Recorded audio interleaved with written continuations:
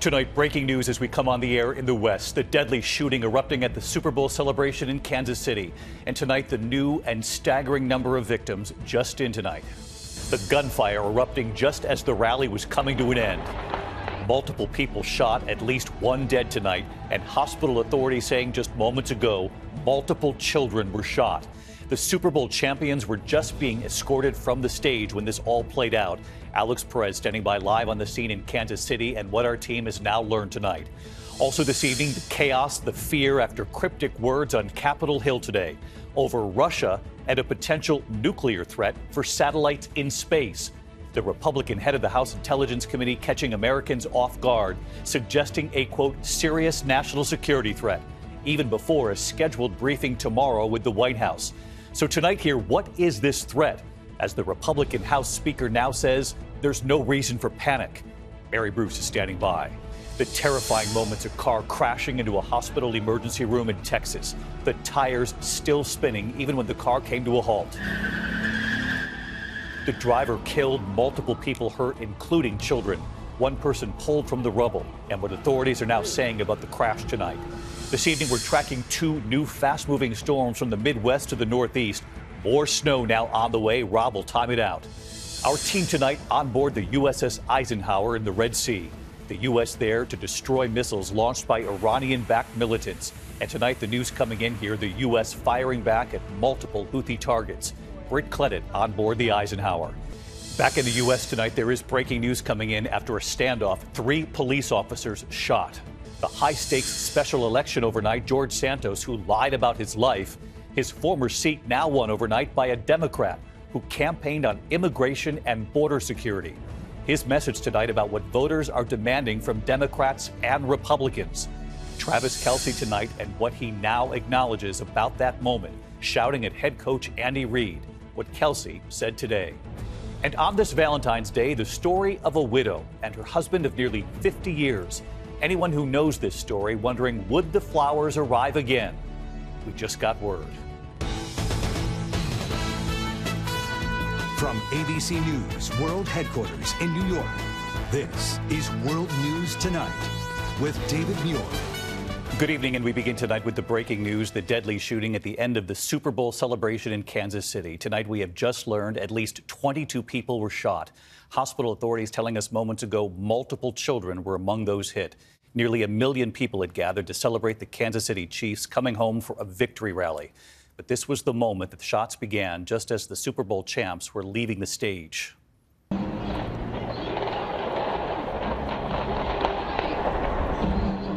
Our ABC station, KMBC, capturing these images. You can hear the shots there and then the chaos, the crowd stunned, then trying to escape. People began to run as they realized it was gunfire they were hearing.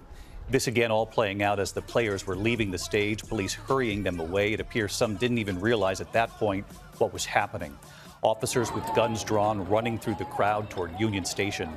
Tonight, the video showing Chiefs fans chasing a suspect and taking him down. Tonight, at least 3 people taken into custody. The suspects were armed. Police say they have recovered some of the weapons. ABC's Alex Perez leading us off tonight from the scene in Kansas City. Tonight, panic and chaos in Kansas City just as the victory celebration was ending. This was the moment that gunfire rang out. You could hear it in the crowd. Our station affiliate KMBC broadcasting live when the shots were fired. Shots were fired west of Union Station near the garage. Multiple people were struck. Hundreds of terrified fans running for their lives. All of a sudden, people started crushing forward. Everybody started running. There was screaming.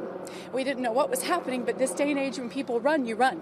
And so I put my arms around her, and we tried to push through so people wouldn't run on top of us. And there was a woman crying, saying something about somebody had been shot. This video appears to show bystanders tackling someone as they try to run away. Another video showing law enforcement tackling another person to the ground. At least 1 person killed. Multiple others shot. Law enforcement running through the crowd with weapons drawn, hopping over barricades. First responders treating victims on the ground, ferrying multiple patients on stretchers to waiting ambulances. At the hospital, medical workers rushing the injured into the building. Back at the scene, snipers scanning the crowd from rooftops. We heard gunshots, but we thought they were fireworks, so half of us didn't really respond to it. But after, we did realize that a shooting took place, which was quite shocking. The crowd, estimated to be about 800,000, packing the entire downtown all morning. The players, holding a rally on the stage right in front of Union Station, had just left the stage when the gunfire began. All of a sudden it sounded like fireworks, and we're like, oh, okay. And then my daughter yelled, get down, get down. So she grabbed me and pulled me down. I'm angry at what happened today. The people who came to this celebration should expect a safe environment. We had over 800 law enforcement officers, Kansas City and other agencies, at the location to keep everyone safe. Because of bad actors, which were very few, this tragedy occurred, even in the presence of uniformed law enforcement officers. And tonight we're learning the name of that victim. Kansas City radio station KKFI saying one of their DJs, Lisa Lopez Galvan, was killed at the parade. Just an awful way to end what was supposed to be a joyful day. Alex Perez with us tonight from Kansas City. Alex, we know hundreds of thousands of people were there at the rally. Some estimates had the crowd at 1 million people. And I know there were so many children who were there, too. What do we know, about the victims tonight, the children who were shot? Do we know their conditions tonight? Well, David, the numbers sadly are staggering. We know 28 were injured, 22 of those were shot, and at least 8 of those shot were children, David. Classes were canceled, so there were a lot of kids here at this rally today. Authorities have detained at least 3 suspects, and investigators are reviewing videos and asking for any video the public might have that can help them with this investigation. David? Alex Perez leading us off from Kansas City, and Alex reported there moments ago they do have suspects in custody, federal authorities on the scene. This, of course, a fast-moving investigation tonight. Our Chief Justice correspondent Pierre Thomas also with us tonight. Pierre, what are you learning from your sources about any potential motive here? David, sources tell me there's no evidence pointing to terrorism thus far, and that for the time being, the Kansas City Police Department will be the lead agency. But it's still early in the investigation, and if anything changes, FBI agents are already at the scene assisting local police. But sources say it is a painful reminder that any large-scale event in this country has the potential for violence. There are just so many guns out there and people willing to quickly use them. One source said, sadly, David, no place is safe. Our Chief Justice correspondent Pierre Thomas with us as well. Pierre, thank you.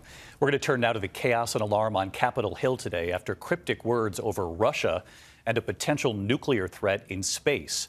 The Republican head of the House Intelligence Committee catching Americans off guard, suggesting there is a serious national security threat, even before a scheduled briefing tomorrow with the White House. So tonight here, what is this threat? As the Republican House Speaker then said today, there's no reason for panic. Mary Bruce at the White House. Tonight, that cryptic warning from the Republican chairman of the House Intelligence Committee sending shockwaves through Washington. Congressman Mike Turner demanding the White House declassify information and brief Congress about what he called a serious national security threat. White House National Security Advisor Jake Sullivan baffled by the move, since he had already scheduled a briefing with Turner and other key congressional leaders for tomorrow. I am a bit surprised that Congressman Turner came out publicly today. Tonight, we are learning the nature of the threat. 2 sources familiar with the intelligence say it involves Russia wanting to put a nuclear weapon in space, a goal they have not yet accomplished. Russia's supposed intention is not to drop the weapon onto Earth, but rather to possibly use it against satellites. It is very concerning and very sensitive, says one source. It is a big deal. The White House says President Biden has been tracking the situation and was the one who told the National Security Advisor to engage top members of Congress. On Capitol Hill, Chairman Turner ducking our questions. Congressman, what do you make of the firestorm that you've set off today? Can you explain why you made this decision?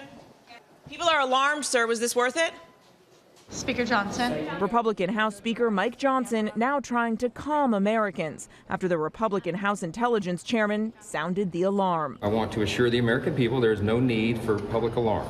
We are going to work together to address this matter. Steady hands are at the wheel. We're working on it, and there's no need for alarm. But some Democrats say this is concerning. How worried should people be about this intelligence? Well, I worry all the time about Vladimir Putin. I think we got to be concerned about the tyrants of the world being on the march. This is one more thing to worry about in terms of Vladimir Putin and his attack on democracy and freedom.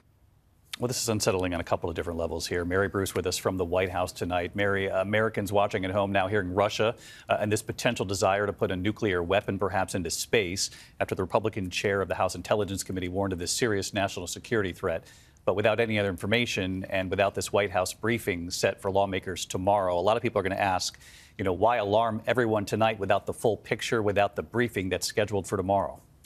Oh, well, David, Turner has been tight-lipped. His motivations are unclear, though he has long been sounding the alarm about Russia's aggression. But tonight, lawmakers from both parties are questioning why he did this today. Tonight, the top Republican and Democrat on the Senate Intelligence Committee in a joint statement saying they have been rigorously tracking this issue and are discussing an appropriate response, and then warning it's important to be cautious about potentially disclosing sources and methods that could impact the U.S.'s ability to respond. David. All right. You'll continue to report this out. We'll see you tomorrow night, Mary. Thank you.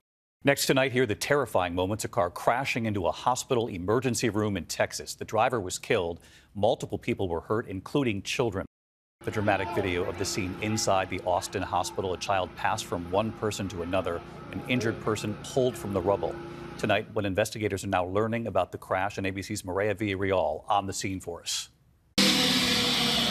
Tonight, these are the terrifying moments inside an Austin, Texas emergency room shortly after a car plowed into the waiting area.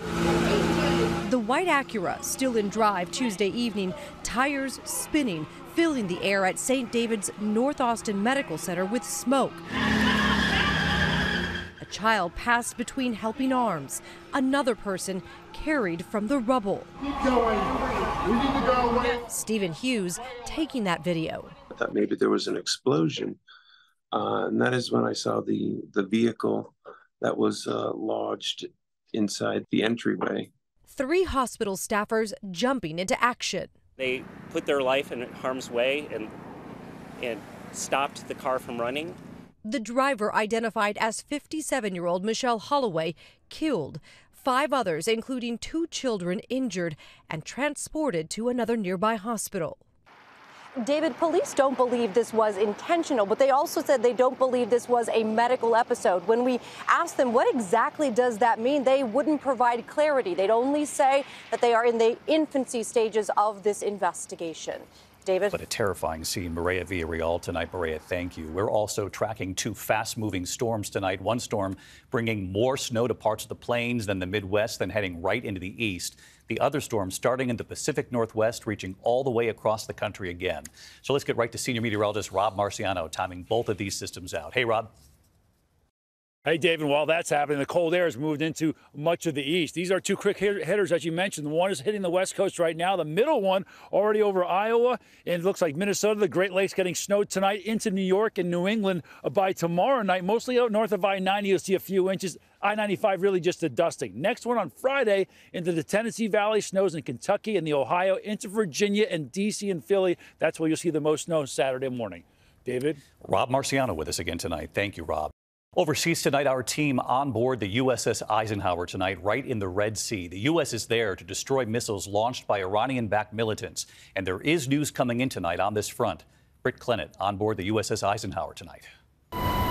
Tonight, we're on board the USS Eisenhower in the Red Sea, given inside access on the front lines of the fight against Houthi rebels. And it comes just as U.S. forces launched new attacks, destroying an anti-cruise ship Houthi missile that was preparing to strike more ships in the region. Another Super Hornet taking off for a mission across the Red Sea. There's been at least 47 Houthi missile and drone attacks on ships since mid-November, but just 2 in the past 6 days. Evidence, Rear Admiral Mark Maguez tells me that the almost daily U.S. airstrikes are working. We have reduced some of their capability. I don't see them being able to sustain the way that we can sustain over the long term. What if they get more and more help from Iran, arms, intelligence? We know that's happening, and we continue to monitor it, and we continue to interdict when we can. A short helicopter ride away, the destroyer, the USS Gravely. Every weapon system they have here on the destroyer, this is where they're deployed from. This is where they're fighting the Houthis. Teams here have mere seconds to counter Houthi threats. How quickly do you have to respond here? It can vary based on the threat, of course, so it can vary from seconds to minutes. David, the question now is whether this show of force and the lull in Houthi attacks is enough to convince major shipping companies that it's now safe to sail through this vital route. David? Britt Clennett reporting from the Red Sea tonight. Britt, thank you. Meantime, back here in the U.S., the ousted Republican Congressman George Santos, who lied about his life, and tonight the Democrat who has now won that seat, campaigning on border security. Here's Aaron Katersky. After disgraced Republican George Santos made a mockery of his House seat tonight, voters in that district have elected a Democrat to fill the spot. And the Democrat ran on issues that Republicans have tried to own, arguing Democrats and Republicans must work together on immigration. This race was centered on immigration and the economy, much like the issues all across our country. We won this race. You won this race. Tom Suozzi focused squarely on the surge of migrants sent from the southern border. I'll work across the aisle to do what our leaders haven't, secure our border. Slamming his opponent, Mazi Pilip, and House Republicans for opposing a bipartisan border deal. Suozzi argued his win shows Americans want cooperation. They want us to start working together. So our message is very clear. Either get on board or get out of the way. The Republican majority in the House now even slimmer, 219 to 213. Still, Speaker Mike Johnson insists a win by Democrats in New York is no way a sign of what's to come in November. The result last night is not something, in my view, that Democrats should celebrate too much. Their candidate ran like a Republican. He sounded like a Republican talking about the border and immigration. Fresh off his victory, the president and first lady calling Suozzi to congratulate him. Tonight, the Biden campaign saying Trump and the Republicans are already paying the price for derailing that bipartisan deal just last week to secure the nation's borders. This is just the kind of suburban district Democrats need to win if they're to take back control of the House in November. David? Aaron Katersky tonight. Aaron, thank you. When we come back here, 3 officers shot and wounded. There is a standoff at this hour. And Travis Kelce and what he now acknowledges about shouting at the coach. Tonight, there is breaking news coming in. A standoff in Washington, D.C. is now over. 3 officers shot and wounded trying to serve an arrest warrant. A 4th officer injured. The suspect was barricaded inside, firing throughout the day in southeast D.C. Authorities tonight now have the suspect in custody. The wounded officers are expected to recover. When we come back, Travis Kelce and what he's now admitting, what he's saying tonight about that heated moment at the Super Bowl.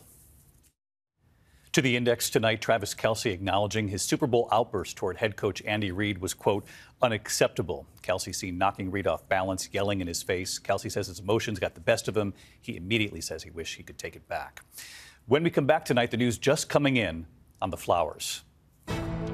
ABC World News Tonight with David Muir, sponsored by Pacific Life, creating financial security for more than 150 years. Finally tonight, a story of true love and the flowers that just arrived. Tonight, on this Valentine's Day, the love story and the question, would the flowers arrive again this year? John and Diana Maver were high school sweethearts. They would marry and raise 3 children in Danville, California, outside Oakland. Married 47 years until John lost his battle to cancer in 2017.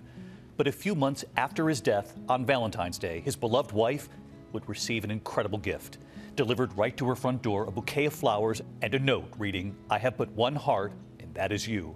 You will always be my Valentine. I love you, Diana. Love, John. John, her late husband, had arranged for her to get the flowers on Valentine's Day when he knew his life was nearing the end. For 7 years now, every Valentine's Day, the flowers would arrive. And we wondered about this year. Right here tonight. Hello, David. Hello, David. Diana and her daughter, Joanne. The 2 telling us just before we came on tonight, the flowers have arrived. Diana proudly holding them. I would describe their love as one for all the ages. It's something that has inspired me my whole life. That widow Diana doesn't know what plan her husband put into place. She says she doesn't need to know, but that the flowers mean everything to her. True love is something that I've had for a long time, and it touched my heart so much, and I wish that for everybody. Happy Valentine's Day. Happy Valentine's, Diana, and everyone at home. Good night. Thank you for making World News Tonight with David Muir, America's most watched newscast.